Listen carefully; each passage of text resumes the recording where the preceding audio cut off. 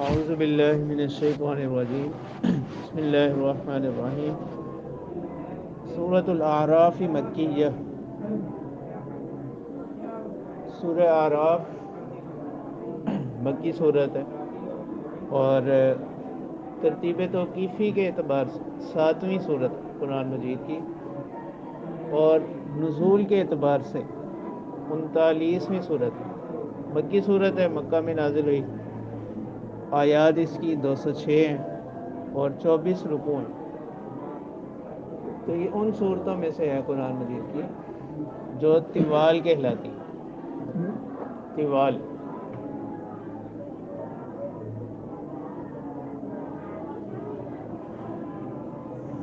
تو یہ قرآن مجید کی ان صورتوں میں سے ہے۔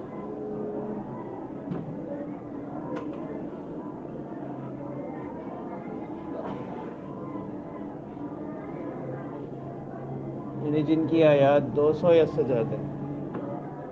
یہ ان صورتوں میں سے ابتدائی جو قرآن مجید کی صورتیں ہیں 7، وہ ان میں سے ہیں۔ پھر معین، دوسری ترتیب جو ہے وہ معین کی ہیں، یعنی وہ صورتیں جن کی آیات 100 یا اس سے زیادہ ہیں، 100 کے وہ معین ہیں۔ اور یہ کل 26 صورتیں ہیں معین۔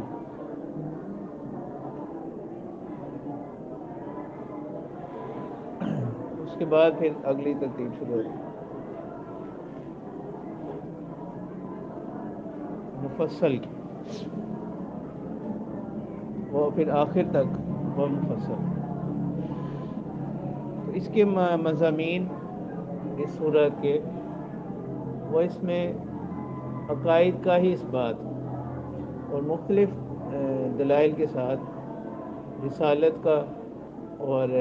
آخرت کا اثبات اس کو ثابت کیا گیا۔ تو اللہ تعالیٰ فرما رہے ہیں بسم اللہ الرحمن الرحیم الف لام میم صاد، یہ حروف مقطعات میں سے ہیں، اس کی معنی اللہ ہی کو معلوم۔ کتاب انزل الیک فلا یکن فی صدرک حرج منہ لتنذر به وذکری للمؤمنین۔ تو اللہ تعالیٰ فرما رہے ہیں یہ کتاب ایسی ہے انزل الیک، جو اتاری گئی آپ کی طرف، تو آپ کے دل میں کوئی تنگی نہ ہو اس کتاب سے، اس کتاب کے پہنچانے سے۔ اس کی دو تفسیریں، ایک تو یہ کہ اس کتاب کی تعلیمات کو پہنچانے کے حوالے سے آپ کے دل میں کوئی تنگی نہ ہو۔ ایسے آتا ہے نا، ان علینا جمعہ و قرآن ثم ان علینا بیان، یعنی ہم اس کو آسان کریں گے آپ کے لیے۔ اور ایک معنی اس کے فلا یکن فی صدری کا حرج منہ، ایک تفسیر اس کی یہ ہے کہ جو لوگ اس کتاب پر، اس کتاب کی تعلیمات پر ایمان نہیں لاتے، ان سے آپ کا دل تنگ نہیں ہونا چاہیے، یعنی آپ اس سے مایوس نہ ہو۔ جیسے آتا ہے نا اس میں لعلک باخع نفسک الا یکونوا مؤمنین، سورہ شعراء میں، کہ قریب ہے کہ آپ اپنا کیا کر لیں گے، اپنے آپ کو ہلاک کر لیں گے اس بات سے کہ لوگ ایمان نہیں لاتے، غم کی وجہ سے۔ تو اس کی یہ دو معنی، لتنذر بہ، تاکہ آپ اس کے ذریعے سے ڈرائیں، وذکری للمؤمنین، اور نصیحت ہو ایمان والوں کے لیے، اتبعوا ما انزل الیکم من ربکم ولا تتبعوا من دونہ اولیاء قلیلا ما تذکرون، پیروی کرو اس چیز کی جو اتارا گیا تمہاری طرف تمہارے پروردگار کی جانب سے، ولا تتبعوا من دونہ اولیاء، اور مت پیروی کرو اللہ کے علاوہ دوستوں کی، قلیلا ما تذکرون، بہت کم تم نصیحت حاصل کرتے ہو، بہت کم تم نصیحت کی طرف توجہ کرتے ہو۔ تو قلیلاً یہ کس کے، نصیحت کے اعتبار سے، کہ بہت کم تم نصیحت حاصل، لوگوں کی مقدار کے اعتبار سے نہیں ہے۔ وَكَمْ مِنْ قَرْيَةٍ أَهْلَكْنَاهَا فَجَاءَهَا بَأْسُنَا بَيَاتًا أَوْ هُمْ قَائِلُونَ۔ اب اللہ تعالیٰ فرما رہے ہیں کہ یہ جو کفار مکہ ہیں، مشرکین، یہ آپ کی دعوت پر اب ایمان نہیں لا رہے، بلکہ الٹا مذاق اڑاتے ہیں، طرح طرح کی باتیں کرتے ہیں۔ تو اللہ تعالیٰ فرمانے وَكَمْ مِنْ قَرْيَةٍ، کتنی ہی ایسی بستیاں اہلکناہا، ہم نے ان کو ہلاک کیا، فجاءها بأسنا بیاتن او ہم قائلون، کہ ان پر آئی ہماری طرف سے عذاب بیاتن، رات کے وقت میں، او ہم قائلون، یا جس وقت وہ کیا کر رہے تھے، دن کے وقت میں آرام کر رہے. تو یہ قائلون، قائلون کیلولہ سے ہے، اسی سے قائلون، یعنی مطلب یہ کہ وہ عذاب ان پر اچانک آئے غفلت کے وقت میں، یا تو وہ رات کے وقت سوئے ہوئے تھے، او ہم قائلون، یا وہ کیا کر رہے تھے، دن کے وقت میں آرام کر رہے تھے، کیلولہ سے ہے لفظ. فما كان دعواهم اذ جاءهم بأسنا الا ان قالوا انا كنا ظالمین. تو اللہ تعالیٰ فرما رہے ہیں نہیں تھی ان کی پکار جب ان پر آیا ہمارا عذاب، مگر یہ کہ انہوں نے کہا کہ بے شک ہم لوگ کیا ہیں، گنہگار قوم. لیکن جیسے قرآن مجید کی دوسری آیات اور روایات سے یہ امر ثابت ہے، ایسے وقت کا جو اعتراف ہے یہ کیا نہیں ہے، معتبر نہیں، نہیں اس کے حق میں اس بندے کے حق میں کوئی فائدہ مند نہیں. فَلَنَسْأَلَنَّ الَّذِينَ أُرْسِلَ إِلَيْهِمْ وَلَنَسْأَلَنَّ الْمُرْسَلِينَ. تو اللہ تعالیٰ فرمانے ہیں کہ ہم ضرور کیا کریں گے، سوال کریں گے ان لوگوں سے اُرْسِلَ إِلَيْهِمْ، جن کی طرف رسول بھیجے گئے، یعنی امتیں. وَلَنَسْأَلَنَّ الْمُرْسَلِينَ، اور ہم سوال کریں گے کن سے، رسولوں سے، یعنی امتوں سے بھی سوال ہوگا اور رسولوں سے بھی کیا ہوگا، سوال ہوگا. جیسے بہت سی دوسری آیات اور احادیث اس پر کیا کرتی ہیں، دلالت کرتی ہیں. یعنی رسول اس بات کی گواہی دیں گے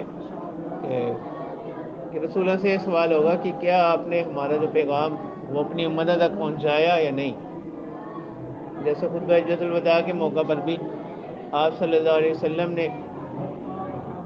لوگوں سے اس بات پر کیا لی، گواہی لی،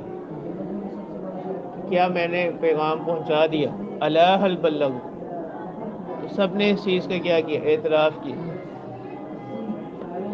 فَلَنَقُصَّنَّ عَلَيْهِمْ بِعِلْمٍ وَمَا كُنَّا غَائِبِينَ. تو اللہ تعالیٰ فرما رہے ہیں کہ ہم بیان کریں گے، فَلَنَقُصَّنَّ، ہم بیان کریں گے، علیہم ان پر، بعلم، یعنی ان کے جو احوال ہیں، ان کے جو حالات ہیں، علم وہ ٹھیک ٹھیک ہوں گے، علم کے مطابق ہوں گے.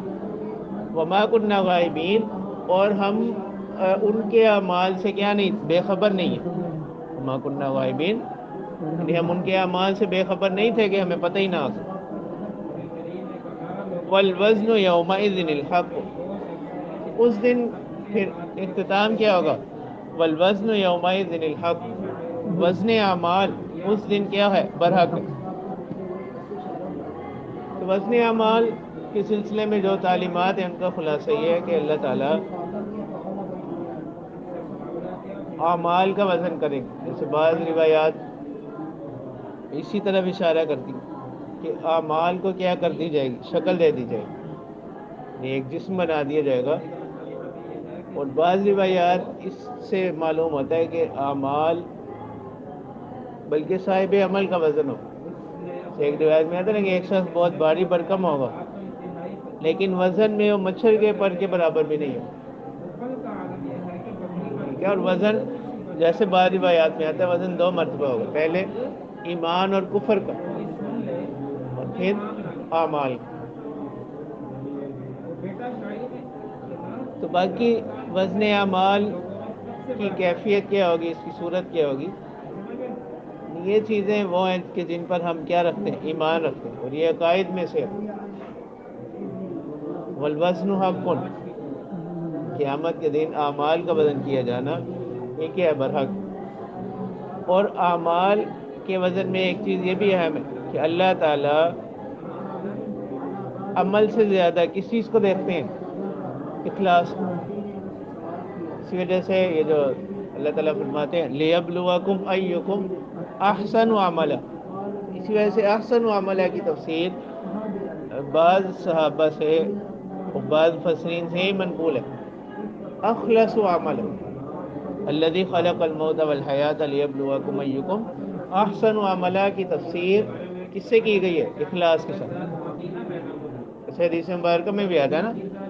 ان اللہ لا ينظر الى صورکم واموالکم ولكن ينظر الى قلوبکم واعمالکم. فمن ثقلت موازینہ فاولئک هم المفلحون، تو اللہ تعالیٰ فرما رہے ہیں کہ جس کے بھاری ہوئے وزن تو فاولئک هم المفلحون، وہی لوگ نجات پانے والے ہوں گے۔ ومن خفت موازینہ، اور جن کا وزن ہلکا ہوا، کم ہوا، فاولئک الذین خسروا انفسهم بما كانوا بآیاتنا یظلمون، تو یہی وہ لوگ ہیں جنہوں نے اپنے نفسوں کا نقصان اٹھایا بسبب اس کے جو وہ ظلم کیا کرتے تھے، ہماری آیات کا انکار کیا کرتے، بما كانوا بآیاتنا یظلمون، جو ہماری آیات پر ظلم کرتے تھے، یعنی آیات کا انکار کیا کرتے تھے۔ وَلَقَدْ مَكَّنَّاكُمْ فِي الْأَرْضِ، تو اللہ تعالیٰ فرمانے ہیں کہ اے اہل مکہ، ہم نے تو تمہیں جگہ دی ہے زمین میں، وَجَعَلْنَا لَكُمْ فِيهَا مَعَائِشَ، اور تمہارے لیے بنائے اس زمین میں روزی کے سامان، رزق کے اسباب بنائے۔ قَلِيلًا مَا تَشْكُرُونَ، بہت کم تم کیا کرتے ہو، شکر کرتے ہو، یعنی کمی کس میں ہے، شکر میں۔ تو اس کے معنی نہیں ہوں گے کہ بہت کم شکر کرنے والے، حالانکہ قلیلا ما تشکرون، تم بہت کم کیا کرتے ہو، شکر کرتے ہو۔ وَلَقَدْ خَلَقْنَاكُمْ ثُمَّ صَوَّرْنَاكُمْ، اب یہاں سے اللہ تعالیٰ تخلیق آدم کو بیان کرتا ہے کہ انسانی تخلیق جو ہے وہ کس طرح سے۔ وَلَقَدْ خَلَقْنَاكُمْ، کہ ہم ہی نے تمہیں پیدا کیا، ثُمَّ صَوَّرْنَاكُمْ، پھر ہم نے تمہاری صورتیں بنائی۔ پھر یہاں سے آگے قصہ بیان کیا جا رہا ہے تخلیق آدم علیہ السلام کا۔ ثم قلنا للملائکۃ اسجدوا لآدم، پھر ہم نے کہا فرشتوں سے کہ سجدہ کرو آدم کو، فسجدوا الا ابلیس، تو ان تمام نے سجدہ کیا سوائے ابلیس۔ تو اب یہاں سوال یہ آتا ہے کہ ابلیس تو فرشتوں کی جماعت سے نہیں تھا، اور حکم تو فرشتوں کا دیا جا رہا ہے، اور نفی کس کی گئی، ابلیس کی۔ اس کا جواب یہ کہ ابلیس جو ہے اس کو بھی مستقل حکم دیا گیا تھا، جیسے آگے آ بھی رہا ما منعک الا تسجد اذ امرتک، اس کو بھی الگ سے کس کا، اس سجدہ کرنے کا حکم دیا گیا تھا۔ اب ابلیس کا جو کفر ہے وہ کیا ہے، کفر استکبار۔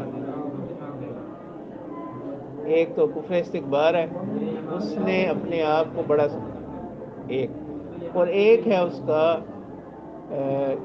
کہ اس نے اللہ تعالیٰ کے حکم کو خلاف حکمت سمجھا، یعنی اللہ تعالیٰ کے حکم کو اس نے اپنی عقل سے جاننے کی کوشش کی۔ یہاں پر ایک چیز یہ بھی، تو ابلیس کون تھا، یہ جنات میں سے اور شیاطین کی جماعت سے تھا، ٹھیک ہے۔ اور جس وقت جنات کو پہلے جنت سے نکالا گیا، یعنی جنات کی جو تخلیق ہے یہ حضرت آدم علیہ السلام کی تخلیق سے بھی پہلے کی ہے، تو ان کو جس وقت جنت سے نکالا گیا تو اس نے کسی طرح یہ بات جان لی تھی کہ اللہ تعالیٰ خلافت عرضی کسی نہ کسی کو دینے والے ہیں، تو اب اس نے یہ خواہش کی کہ کسی طرح مجھے مل جائے۔ پھر اس نے ظاہری طور پر اللہ تعالیٰ کے سامنے بہت ہیلے بہانے کیے کہ ان لوگوں کے ساتھ میں نہیں رہ سکتا، جنات کے ساتھ، لیکن یہ بھی انہیں کی جماعت سے کہ یہ سرکش قوم ہے۔ تو اس نے ظاہراً کیا کیا، تقوی اور عبادت گزاری اختیار کر لی۔ جیسے بعض مفسرین نے فرمایا، وہ فرماتے ہیں کہ اس کی یہ عبادت جو ظاہراً عبادت کی ایک صورت اس نے اپنائی ہوئی تھی، تو اس نے کسی طرح اللہ تعالیٰ فرشتوں کی جماعت کے ساتھ ہی رہنا شروع کر دیا۔ اب جس وقت اللہ تعالیٰ نے تخلیق آدم علیہ السلام فرمائی اور فرشتوں کو حکم ہو گیا کہ ہم زمین میں ان کو کیا دینے والے ہیں، خلافت دینے والے ہیں، اب ان کو کیا کریں، سجدہ کریں، تو پھر اس کا جتنا بھی ایک بناوٹی اس نے ایک اپنا حلیہ اپنایا ہوا تھا، تو وہ سب اس کا کیا ہو گیا، ختم ہو گیا، ٹھیک ہے۔ اس وجہ سے بعض مفسرین فرماتے ہیں کہ جو بعض مفسرین نے بالکل اس کو یہ لکھا کہ بہت زیادہ عبادت گزار تھا یہ، تو وہ کہتے ہیں کہ یہ جو اس کا سارا قصہ ہے، اس میں غور کرنے سے یہ معلوم ہوتا ہے کہ اس کی عبادت گزاری بھی صرف کس کیا تھی، ظاہری تھی۔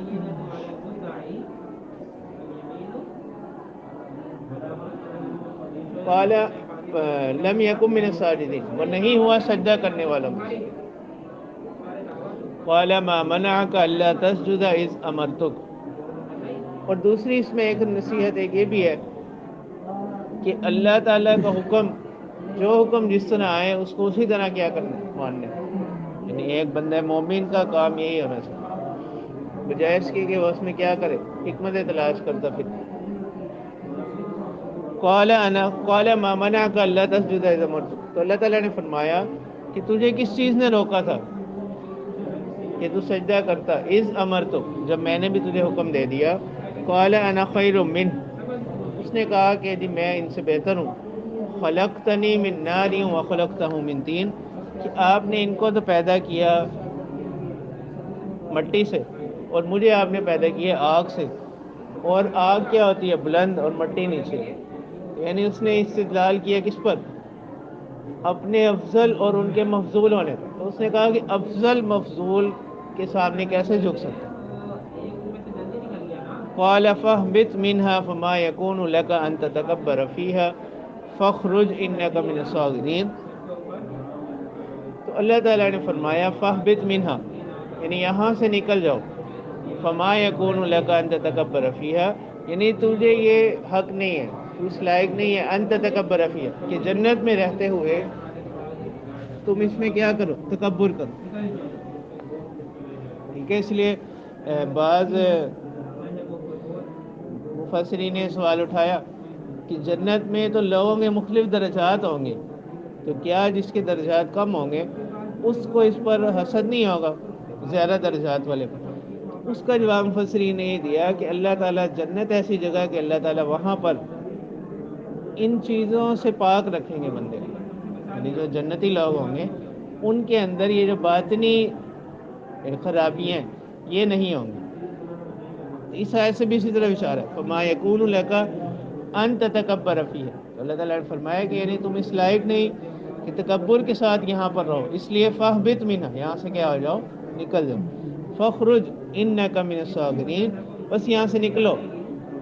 انک من الصاغرین،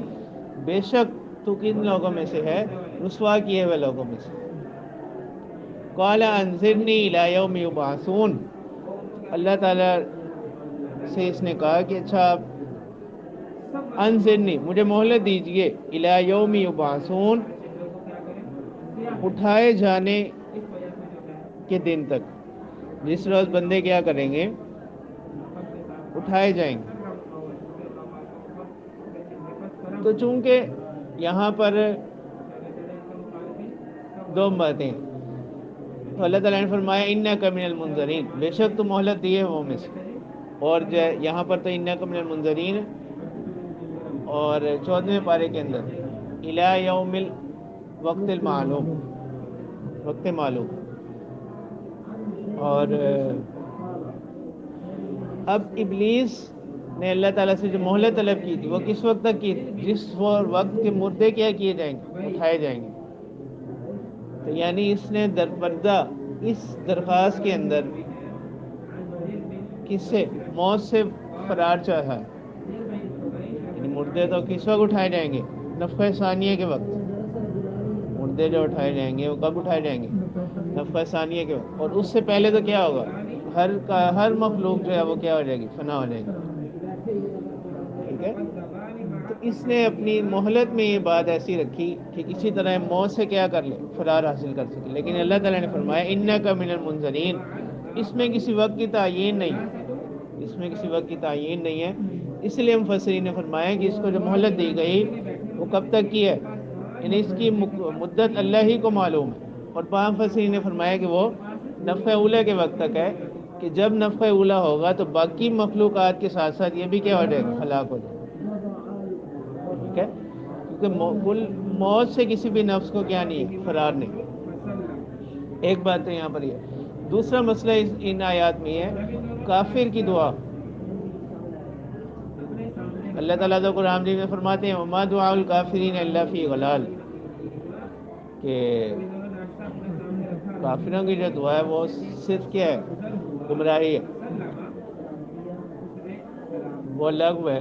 قبول نہیں ہے۔ تو بعض مفسرین تو اس کا جواب یہ دیتے ہیں کہ وما دعاء الکافرین الا فی غلال، ضابطہ یہی ہے۔ تو وہ فرماتے ہیں کہ یہاں پر اللہ تعالیٰ کے علم میں پہلے سے ایک مدت مقرر تھی اس کی،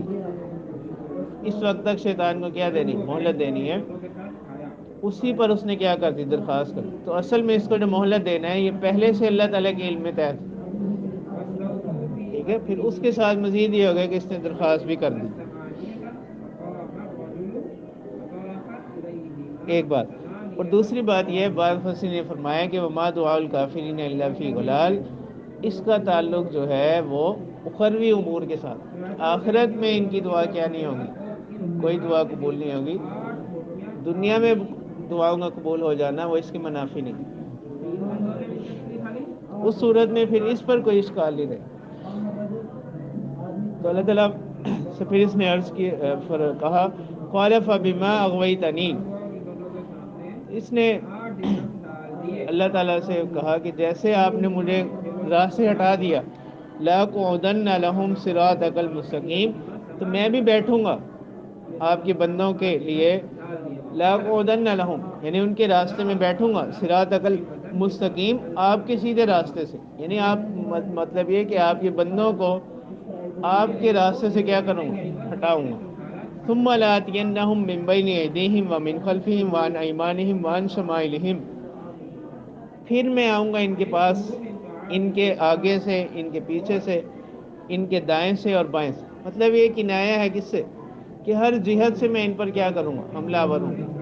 یعنی ہر طرح سے ان کو بہکانے کی، پھسلانے کی کوشش کروں گا۔ ولا تجد اکثرہم شاکرین، اور آپ نہیں پائیں گے ان میں سے اکثر کو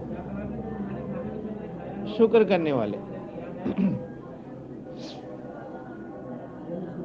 قال اخرج منها مذءوما مدحورا، تو اللہ تعالیٰ نے اس سے کہا اخرج منها کہ یہاں سے نکل جاؤ، مذءوما بدحال ہو کر، مذءوما بدحال ہو کر، مدحورا مردود ہو کر، ٹھکرایا ہوا ہو کر، لمن تبعک منہم لأملأن جہنم منکم اجمعین، تو اللہ تعالیٰ نے فرمایا کہ جو ان میں سے تیرے راہ پر چلے گا،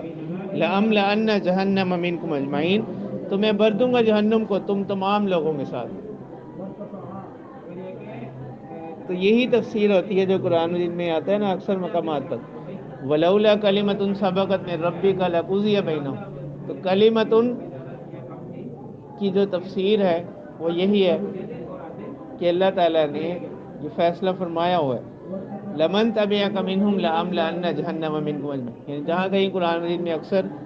مجرمین کا تذکرہ کرتے ہوئے اس طرح کے الفاظ آتے ہیں، ولولا کلمۃ سبقت من ربک، ٹھیک ہے، تو اس کی تفسیر یہی ہے کہ اللہ تعالیٰ نے ان کی سزا کے لیے ایک وقت کیا کر رکھا ہے، مقرر کر رکھا ہے۔ اب اللہ تعالیٰ نے حضرت آدم علیہ السلام سے فرمایا وَيَا آدَمُ اسْكُنْ أَنْتَ وَزَوْجُكَ الْجَنَّةَ فَكُلَا مِنْ حَيْثُ شِئْتُمَا، کہ اے آدم اسکن انت وزوجک، کہ آپ اور آپ کی بیوی سکونت اختیار کریں، کہاں پر، جنت۔ تو اب یہ کیا ہے، ضمیر متصل پر جب عطف ہوگا اس میں ظاہر کا، تو پھر وہاں کیا کریں گے، اس کی تاکید لے آئیں گے ضمیر منفصل کے ساتھ۔ تو وزوجک الجنہ، وزوجک، اس کا عطف کس پر تھا، اسکن کی ضمیر متصل پر، تو اب تاکید کے لیے کیا لے آئیں، ضمیر اس کی تاکید ضمیر منفصل سے لے، اسکن انت وزوجک الجنہ، ٹھیک ہے۔ وَإِذَا عُطِفَ عَلَى الضَّمِيرِ الْمُتَّصِلِ أُكِّدَ بِالْمُنفَصِلِ، جب عطف کیا جائے گا ضمیر متصل پر تو اس کی تاکید لائی جائے گی منفصل کے ساتھ، اسکن انت وزوجک الجنہ، کہ آپ سکونت اختیار کریں، آپ اور آپ کی بیوی، الجنہ، جنت میں، فَكُلَا مِنْ حَيْثُ شِئْتُمَا، اور یہاں سے آپ جہاں سے چاہیں کیا کریں، کھائیں جو آپ چاہیں، وَلَا تَقْرَبَا هَذِهِ الشَّجَرَةَ، یعنی جہاں سے چاہیں آپ کھائیں، لیکن وَلَا تَقْرَبَا هَذِهِ الشَّجَرَةَ، اس درخت کے قریب مت جانا، فَتَكُونَ مِنَ الظَّالِمِينَ، اگر آپ اس درخت کے قریب چلے گئے تو آپ ہو جائیں گے خطا کاروں میں۔ فوسوس لهما الشیطان لیبدی لهما معوری عنہما من سواتہما، تو شیطان نے بہکایا ان کو، لیبدی لہما معوری عنہما من سواتہما، تاکہ وہ ظاہر کر دے ان کے سامنے، لیبدی لہما ظاہر کر دے ان کے سامنے، معوری عنہما من سواتہما، کہ ان کے جسم کے پوشیدہ حصوں میں سے جو چیزیں ان کی چھپی ہوئی تھیں ان کو کیا کر دیں، ظاہر کر دیں۔ وقال ما نهاكما ربكما عن هذه الشجرة الا ان تكونا ملكين او تكونا من الخالدين، تو اس نے ان کو اس طرح سے بہکایا، اس نے کہا کہ اللہ تعالیٰ نے تمہیں اس درخت کھانے سے صرف اس لیے منع کیا ہے کہ کہیں تم جنت میں ہمیشہ نہ رہ جاؤ، الا ان تکونا ملک نہیں، الا ان تکونا ملکین، کہ کہیں تم دونوں کیا نہ بن جاؤ، فرشتے نہ بن جاؤ۔ جب ظاہری بات ہے فرشتے تو اللہ تعالیٰ کی مخلوق اور ہر وقت اس کی عبادت کرنے والے اور اللہ تعالیٰ کے قریب رہنے والے لوگ ہیں، او تکونا من الخالدین، یا تم یہیں پر ہمیشہ رہنے والے نہ ہو جاؤ، اس لیے اللہ تعالیٰ نے تمہیں اس درخت کے کھانے سے کیا کر دیا، منع کر دیا۔ تو اب حضرت آدم علیہ السلام چونکہ ان کے دل میں اللہ تعالیٰ کی محبت اور عظمت بہت زیادہ تھی، یعنی وہ چاہتے تھے کہ کسی بھی طرح اللہ تعالیٰ کا قرب اور محبت انہیں حاصل رہے۔ جب اس نے بات کہی، پھر اس نے مزید اپنے بات پر یقین دلوانے کے لیے وَقَاسَمَهُمَا إِنِّي لَكُمَا لَمِنَ النَّاصِحِينَ، اور اس نے ان دونوں کے سامنے قسم کھا لی کہ بے شک میں آپ دونوں کے لیے کیا ہوں، خیر خواہوں میں سے ہوں۔ تو حضرت آدم علیہ السلام کو ایک طرف تو اللہ تعالیٰ کی محبت و عظمت بہت زیادہ تھی، دوسری طرف وہ یہ بھی جانتے تھے کہ اللہ تعالیٰ کا جو نام ہے وہ بہت بڑا ہے۔ پھر جب اس نے قسم بھی کھا لی تو انہوں نے کہا کہ اللہ تعالیٰ کی ذات بڑی تعظیم کے لائق ہے، ان کا نام بہت بڑا ہے، جب یہ اللہ تعالیٰ کی قسم کھا رہا ہے تو یہ جھوٹ نہیں ہوگی۔ فَدَلَّاهُمَا بِغُرُورٍ، تو اسی کو اللہ تعالیٰ فرما رہے ہیں کہ اس نے ان کو کیا کر لیا، جھکا لیا، فَدَلَّاهُمَا مائل کر لیا، جھکا لیا ان دونوں کو، بِغُرُورٍ کس کے ساتھ، فریب سے، دھوکے سے۔ فَلَمَّا ذَاقَا الشَّجَرَةَ بَدَتْ لَهُمَا سَوْآتُهُمَا، تو جب ان دونوں نے اس درخت کا پھل چکھا، بدت لہما سواتہما، تو ظاہر ہو گئے ان کے لیے، یعنی ان کا جو جنتی لباس تھا وہ ان سے اتر گیا۔ بدت لہما سواتہما، جو پوشیدہ حصے تھے وہ ان کے سامنے کیا ہو گئے، ظاہر ہو گئے، یعنی جنتی جو لباس تھا وہ ان سے اتر گیا۔ باقی یہ درخت کیا تھا، کون سا تھا، اس میں بہت سے اقوال ہیں، لیکن قرآن مجید کی تفسیر جاننے کے لیے اور ان آیات سے نصیحت و عبرت حاصل کرنے کے لیے اس درخت کی تعیین اس پر آیات کی تفسیر موقوف نہیں ہے، اس لیے محتاط مفسرین کا ضابطہ یہ ہے کہ ابہموا ما ابہم اللہ، کہ قرآن مجید کی جو ایسی آیات ہوں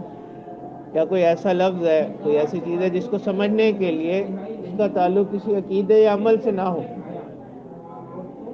اور قرآن مجید نے اس کو کیا رکھا ہو، مبہم رکھا ہو، تو اس کو کیا رکھو، مبہم رکھو،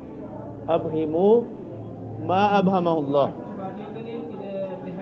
وَطَفِقَ يَخْصِفَانِ عَلَيْهِمَا مِنْ وَرَقِ الْجَنَّةِ، اور وہ ڈھانپنے لگے اپنے اوپر جنت کے پتوں سے، اپنے آپ کو کیا کرنے لگے، چھپانے لگے۔ یخصفانی وطفقہ شروع ہو گئے، یخصفانی علیہم، یعنی اپنے اوپر ڈالنے لگے، من ورق الجنہ، جنت کے پتوں میں سے۔ وَنَادَاهُمَا رَبُّهُمَا أَلَمْ أَنْهَكُمَا عَنْ تِلْكُمَا الشَّجَرَةِ، تو ان کے پروردگار نے ان کو پکارا کہ کیا میں نے تم کو نہیں منع کیا تھا، عَنْ تِلْكُمَا الشَّجَرَةِ، اس درخت سے، وَقُلْ لَكُمَا، اور میں نے تم سے کہا تھا، إِنَّ الشَّيْطَانَ لَكُمَا عَدُوٌّ مُّبِينٌ، بے شک شیطان وہ تمہارا کھلا دشمن ہے۔ تو جیسے سورہ بقرہ میں آتا ہے، یعنی حضرت آدم علیہ السلام سے یہ جو قرآن مجید میں بھی اس کو خطا کہا گیا، جیسے سورہ طٰہٰ میں، تو یہ ظاہری صورت کے اعتبار سے اس کو کیا کہا گیا، خطا کا، ورنہ حقیقت میں کوئی خطا نہیں تھی۔ آدم علیہ السلام سے جو فعل سرزد ہوا، اس کو جو قرآن مجید نے عصیان یا خطا کہا، وہ ظاہری صورت کے اعتبار سے، ورنہ حقیقت میں یہ کیا نہیں تھی، کوئی خطا نہیں تھی، بلکہ ان سے تو یہ فعل سرزد ہوا اللہ تعالیٰ کی محبت۔ اور جیسے سورہ بقرہ میں آتا ہے، فَتَلَقَّىٰ آدَمُ مِن رَّبِّهِ كَلِمَاتٍ، حضرت آدم علیہ السلام نے حاصل کیے اپنے رب سے کچھ کلمات، فتاب علیہ، ان کلمات سے انہوں نے کیا کیا؟ اللہ تعالیٰ کی طرف رجوع کیا توبہ۔ تو وہ کلمات کیا تھے؟ ان کلمات کی تفسیر ہی اگلی آیت میں آ رہی۔ اس کو کہتے ہیں تفسیر القرآن بالقرآن، کہ قرآن مجید میں ایک جگہ کوئی چیز مجمل آ رہی ہے اور دوسری جگہ اس کا بیان آ رہا ہے،